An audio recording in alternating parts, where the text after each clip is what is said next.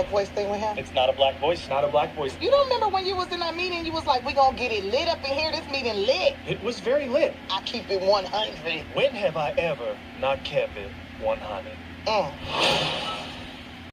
Look, Karen Gillan, I understand that you were in 12 Years a Slave, but that does not automatically give you the black card to do whatever you want to. I mean, I've seen 12 Years a Slave and a bunch of other black movies, but I've never had the urge to act like a black person just by, watching, just by doing all that and all that. But, you get the idea here. I kind of lost my train of thought at the end there, but bottom line, welcome to Time About the Movies, everybody. September 28th, 2018. First time in a long time that we've had weeks where we just had, just 1 week's worth of movies in general. But, September has a lot of movies overall, and we're ending the month on a pretty good note with a couple of movies here. Starting off with our first film here, and that is Night School, which combines Kevin Hart and Tiffany Haddish. This is her big first movie since the success of Girls Trip the year before. And, it's got its good moments, but definitely one of those movies that felt like they left a lot on the table in terms of good stuff here, but, it's not bad, but you have a group of troublemakers who are forced to attend night school and hope that they'll pass their GED exam to finish high school. So it's basically Community the movie, except without anywhere near the hilarity or the greatness that made Community what it was. But yeah, the movie looks like the typical comedy you would expect to see from Kevin Hart and Tiffany Haddish and its director Malcolm Lee. While I'm not expecting this to be like a groundbreaking movie or even the unexpected success of Girls Trip the year before, with Night School, you expect a little bit more with the people involved in here, but what you get here was the finished product is basically just kind of a mixed bag comedy overall. The only reason that it gets any enjoyment is because of Hart and Haddish. These two do work off each other very well. They prove that they have enough power to do movies like this and be really funny in them and hold it together just on that alone. They have the best moments in the movie, even with some of the more ridiculously stupid jokes in the film. But really, the biggest con of this whole movie is that this movie is not only bad sitcom-style humor, but bad CBS-style sitcom humor. This is the type of humor that you would see on a show like The Neighborhood, or a show like Two Broke Girls, or The Big Bang Theory. Just this comedy that is clearly made for a specific audience. It's not there to be anything groundbreaking or it's not there to be anything that funny in particular. It's the typical laugh track comedy, and not the good kind of laugh track comedy overall. There's way too many moments where there's not only bad humor, but the points where, like I said, the film literally stops because they think the audience is going to be laughing so hard that there has to be a pause in the action. And if a movie has to force a spot for you to laugh at, then it's not doing its job right at all. The script goes for the same types of tropes and cliches you expect to see in a comedy like this. You can literally pinpoint what's going to happen in every single part of the film. For the most part, it's not terrible, but it's just an okay movie. It's a movie where, it doesn't do anything to make it one of the must-see comedies you have to see. It's about as run-of-the-mill as you can get, especially with a lot of the film's best humor coming from its stars in particular. This director is not bad. Malcolm Lee has made a lot of really good movies that I actually have enjoyed. Like, I really liked a lot of his movies. The Best Man film, Barbershop The Next Cut, Girls Trip. I like Space Jam: A New Legacy, Welcome Home Roscoe Jenkins, Undercover Brother, Rollbound, Soul Man. The worst thing this guy has ever directed is Scary Movie 5. This film in particular may come about as close as you can get to being downright terrible. Actually, I haven't seen Strong, so I can't really tell you if that's any good or not, but, it just came out recently, so, the reviews aren't looking too good on that, so, who knows, maybe that'll join the list of his worst films in particular, but, overall, there's so many better movies that everyone involved has been in, and this is just one of those films where it's just kind of like, it's there. If it's like on HBO or FXX at late night down the road, or Comedy Central, or whatever network would be showing a movie like this on there, it's worth a watch there if there's literally nothing else on, but you shouldn't rush out to see this one by any means necessary. If you find it somewhere for like a cheap price, watch it then. That's the best if that's the best I can do for you, then the film probably didn't do its job overall. But it's, like I said, it's not terrible, and I've seen much worse. So let's get to a really good movie that definitely deserves a lot more appreciation than it did back then, because this thing kind of came and went. It's the animated feature from Warner Brothers, that is Smallfoot. Smallfoot. This film is not yet rated. See, this always seems to happen with Warner Brothers' animation division. They make a great movie at first, and then they just kind of just fade out of existence overall. It's happened so many times since the 1990s. Batman Mask of the Phantasm went to theaters. It was a great movie. Then they followed it up with Thumbelina and A Troll in Central Park. Then Space Jam comes out. It's a big hit. Then they make Cats Don't Dance, Quest for Camelot, and The Iron Giant. Two of those three movies are great. Quest for Camelot is shit. The Happy Feet. You know, Happy Feet is an Oscar winner for Warner Brothers, and then they make Legends of the Guardian, great movie. The studios people don't even bother to go see them. Same thing with Cats Don't Dance and The Iron Giant. But and then of course the Lego Movie. You know, the Lego Movie is this big success. Everyone's saying it's going to be the movie that's going to change Warner Brothers animation forever. Then they make the Lego sequels, and nobody goes to see them except for the Lego Batman movie, which was a big hit. And then Storks comes out, nobody goes to see it, and Smallfoot, nobody goes to see it, and it's largely forgotten. And yeah, it's a shame because they are missing out on some really good stuff from Warner Brothers Animation. I mean, this is definitely one of their best movies that you probably have never seen. It's a movie that definitely deserves a lot more attention. You have a Yeti named Nego, played by Channing Tatum, who's convinced that a human known only as Smallfoot is real and has to prove to his tribe it does exist with the help of Nietzsche and the SES, Smallfoot Evidentiary Society. I think I got that correct, but like I said, Warner Brothers Animation has been on a roll. Even something like Teen Titans Go to the Movies. I mean, this studio is really good, and yet it's like people pretend like, you know, once they make one great movie, they can't make any other great films because you're not Disney, you're not DreamWorks. But you know what? They should be up there because, yeah, this is a great film.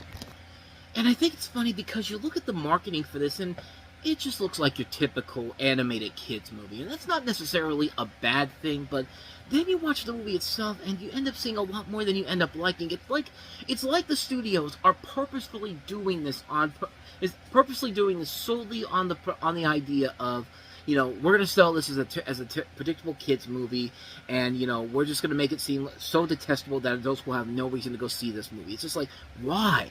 Why are you doing that? Because you do that, and you end up seeing a lot more than you end up liking here. And yeah, there is a lot to love about this movie. I like how bright and colorful the animation is. The character designs are very good, more than what you would expect for a Warner Brothers animated film. I mean, the voice cast is great. Channing Tatum, Zendaya, Common, Gina Rodriguez, LeBron James, James Corden, Danny DeVito.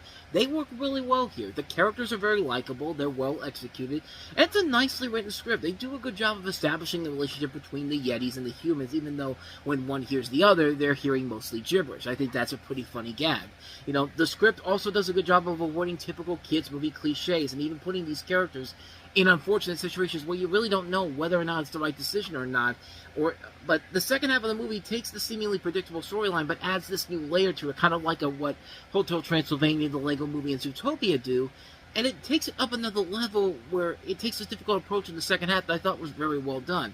But the best thing about this movie is that it's a musical, and a really good musical, and it just goes to show you how the studios, they want to make these musicals, but they are so afraid to market musicals as musicals because they're just simply afraid that if they even sing once in this movie and it's not a Disney movie, then people just aren't going to go see it. I mean, it's just like, dude, promote the musical part of your movie. I mean, I had no idea going into this that this was going to be a musical, but you know what?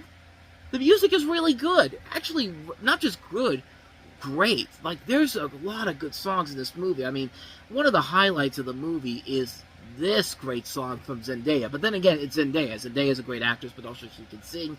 And it's a hell of a catchy song. It's a wonderful life. Yeah, that's all throughout the movie, too. And not only that, you got Finally Free, which is a really great song by Niall Horan. Not every song is great, I'll admit. I mean, there's literally one song where it's just Under Pressure, except James Corden is adding his own lyrics, and the song is not called Under Pressure. It's called Percy's Pressure. It's just like, shut up. Like, I mean, it's the worst song in the movie easily, but the rest of the songs are legitimately good. Like, this is Disney caliber levels almost. Not every one of them is perfect, but they're still done very well. And yeah, Smallfoot is not a classic movie by any stretch of the imagination. It's certainly not one of the greatest animated movies of all time, but it's definitely one of the best animated movies I saw in 2018. There is a lot more to appreciate to this film that sadly got overlooked. The great animation, the great voice cast, the great comedy, the well-written script, a nice message, a really great list of songs. I mean, this movie movie really did give you much more than you would have expected, and it's another great movie from Warner Brothers Animation that sadly got overlooked, and it's a shame because they really have something very special here, and it's definitely one I would highly recommend people just go out and see, man, because it's a movie that definitely deserves to be reappreciated as a really solid film. I love this movie, man. I love it, I love it, I love it. I can't recommend this one enough. See Smallfoot if you have not seen it. Please, I'm begging you. Please, come on. Please! I'm like Kramer from Seinfeld. Like, Jerry, I'm begging you. Please, come on. Please! But anyway, that's Smallfoot. Definitely one of the best movies you'll see this weekend. One of the movies that you will see this weekend is our next movie, and that is Hellfest.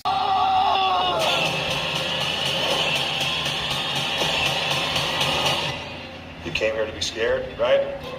Welcome to Hellfest. Hellfest, rated R, now playing in theaters.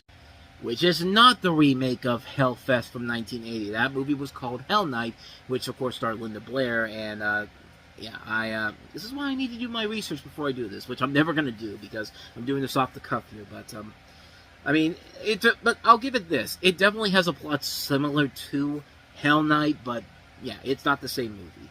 You have a group of teens who are stalked by a serial killer who visit a traveling Halloween carnival.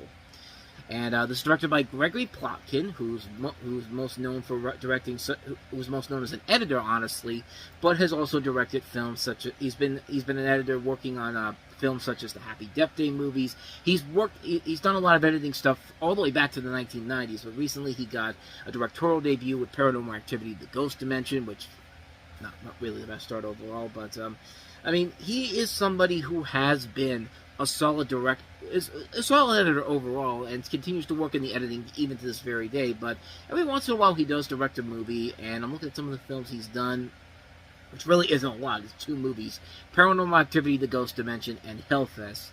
And to this one's credit, it's not the worst, but it kind of just falls into one of the many problems with a CBS Films movie. You're asking a company like CBS to make a movie to make a slasher film.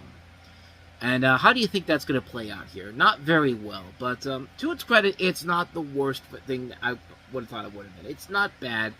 It's just not something that's going to be memorable overall. It's a type of movie that comes out around Halloween. You go and see it, and then you watch it every other Halloween when it airs on AMC's Halloween lineup. But it's a movie you're never going to want to watch again after a while. But for a CBS horror film, I expected a lot worse. I expected it to be more like a procedural, like something like a Dexter sanitized CBS version, like the 2008 versions of Dexter when they aired on CBS. Remember when the strikes happened and they needed programming to fill the slots, so they basically just said, let's bring some of our Showtime shows to CBS, but we can't do put these on CBS without heavily editing them down. So here's Dexter completely sanitized. That's what I was afraid this was going to be, but it's nothing like that overall. It's not bad. It's not great either, but it's definitely a lot better than I thought it was going to be, honestly. When I hear CBS making a slasher film, that's my first thought was those Dexter reruns, but it certainly is not that at all. It's passable. It's okay, but it's one I'm never going to watch again, So with all that said, let us go ahead and move on to our next movie. And you know what? This is the 150th anniversary of Little Women, the classic book that was made into several different adaptations, most notably before this, the 1994 film. So that means that we're going to have a refreshing new look of the story done by one of the up-and-coming directors of our time, and that is, of course, Greta Gerwig. So let's take a look at Little Women. Do all the things. A rich and famous painter. You don't know what it's like to have everyone else make fun of your nose. Will have a family of my own. I want to make friends and go to parties and talk to guys our own age. I think this is my castle. Just being here with all of you. Fooled you! You're getting the shitty Pureflix version before you get to see the Greta Gerwig version. So take that, fuckers. Yeah, sorry for any of my audience out there that loves these Pureflix movies, but yeah, this movie is about as bad as you think it is. When you hear Pureflix and Little Women, yeah, it's obviously not going to turn out very well here. Set in the early 2000s, 4 sisters grow up together. Jo is an aspiring writer who travels to New York and eventually marries her professor, Freddie Bear. Beth plays the piano, has a battle against cancer throughout the movie, and eventually dies of leukemia. Amy becomes an internationally renowned painter and marries Theodore Lawrence. played by Lucas Grabel. Meg, who struggles with wanting to be happily married versus being able to help with her family's finances, marries Laurie's former tutor and has twins. And also, Leah Thompson is involved in this movie, and the end results here are about what you expect when you hear Pure Flix and Little Women. Yeah, it's definitely a movie that's going to be heavily sanitized as hell. And these characters that are so three-dimensional in the books and other adaptations are going to be turning into the most stock, bland. A review from the Wrap pretty much sums it up. They're basically Hallmark Channel characters. They're nothing but cardboard cutouts, and nothing that really shows what the purpose of the book was all about here. And it's a really bad movie, man. And not only that, it's also a musical too. And unlike Smallfoot, though, it is not a good musical at all. The songs in here are pretty terrible. So, yeah. If you want my advice, just wait another year. Then you'll get the good Little Women movie. The good one, directed by Greta Gerwig. Movie that treats these characters legitimately like real people and not this sanitized piece of garbage, whatever the hell this movie was. So, yeah. Needless to say, you should avoid Little Women like the plague. So, if you want a palate cleanser, here it is right here. And it's one of the best documentaries of the year, won the Oscar for Best Documentary, and it's not hard to see why. This is Free Solo. Cinematic documentary of the year. It does feel good to feel perfect for a brief moment. Free Solo. Experience it at IMAX. Once again, kind of like Smallfoot, not the best marketing campaign. I mean, what the hell was that narrator doing? I mean, it felt like that was our first look at AI in particular. When you hear that voice, it just felt like so monotone, so uninterested in what's going on here. It just kind of this is one of the best documentaries of the year, man. 2018 has been definitely a really good year for documentaries, and of course this one is no exception to that rule here. It profiles rock climber Alex Honnold on his quest to perform the first ever free solo climb on a route on El Capitan in Yosemite National Park in California in June of 2017. And the movie was so successful that it eventually got put into IMAX theaters. That was actually a TV spot for the January 2019 release of the film in IMAX. And yeah, if I had a chance to see this in IMAX, I would have easily gone to see this because, yeah, this is a movie that definitely feels like it should be seen on the biggest screen possible. It's a film where it keeps you invested all across the board here. The rock climbing aspects of this are really impressive, and you feel like that you're there with this going on. And it's a very intense film. You are watching this guy hoping that he's going to make it through, and there are times when it definitely feels like that he's going to make that one mistake and risk his life in particular. But yeah, it's a great movie, man. It's a really enjoyable movie. It's one I would highly recommend checking out if you haven't seen it. I mean, it's definitely one of the best documentaries you'll ever, not just this year, but probably you'll ever see in your life. It's that good.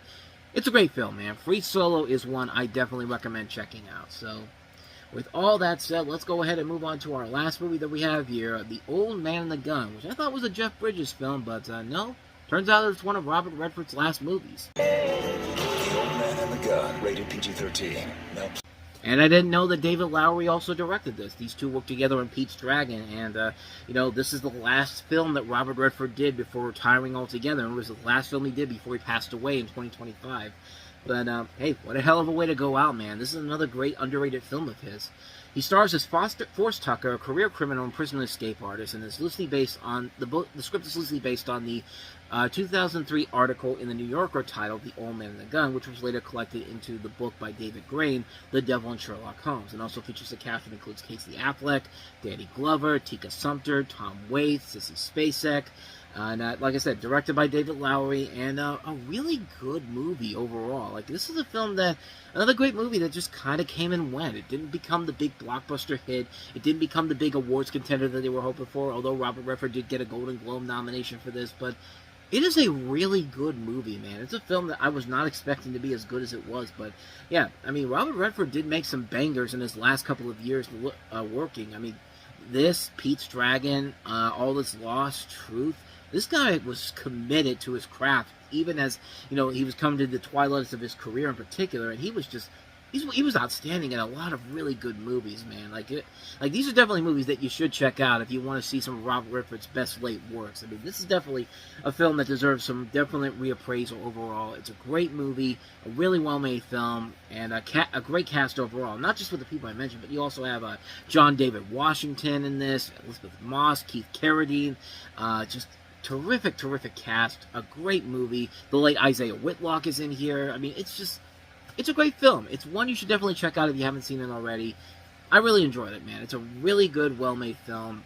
The Old Man and the Gun, a must-watch film. Check it out. And so, with all that said, we wrap up another episode of Time About the Movies, then we'll jump into October on the next episode as we take a look at Sony's first attempt to create a cinematic universe outside of Spider-Man with Venom. Tom Hardy starring in that, directed by Ruben Fleischer. Turns out to be a big hit, but I've avoided these movies for the longest time, so finally time to delve into them, unfortunately. So we'll take a look at Venom on the next episode. We'll also take a look at Bradley Cooper's directorial debut, one of the best films of the year that you'll see, and that is A Star is Born. So we'll take a look at that. And then we'll also take a look at The Hate U Give, another great movie that kind of got overshadowed in 2018. A lot of really good movies that didn't get the proper respect they deserve, and this film definitely deserves that and then some, man. So we'll take a look at those three films, Venom, A Star is Born, and The Hate U Give. That will come up tomorrow on the show, and I hope you will join me for that. With all that said, though, thank you so much for watching this. I hope you enjoyed it. If you did, please go ahead and do me the honors of hitting that like button, that subscribe button, and that notification. And also, don't forget to check out our playlist, and don't forget to check out our playlist. Check out some of the... let me do that again. Check out the playlist down here. Check out the previous episode we did before. So, anyway, with all that said, I'm going to go to bed, and I will see you guys next time. And whether it's in the past, the present, or the future, I will see you at the movies. Take care.